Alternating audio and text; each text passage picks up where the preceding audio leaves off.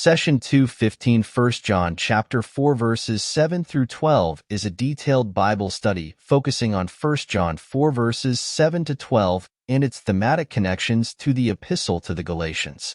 The session begins with a prayer and outlines the agenda, including upcoming study sessions and resource materials available online. The core discussion revolves around the concepts of love and knowing God as presented in 1 John, and how these themes are echoed and expanded in Galatians. The study emphasizes the transformative power of God's love, the importance of living through Christ, and the freedom found in faith as opposed to adherence to the law. We are encouraged to engage deeply with the material, compare themes and concepts across different biblical texts, and apply these insights to our personal spiritual growth.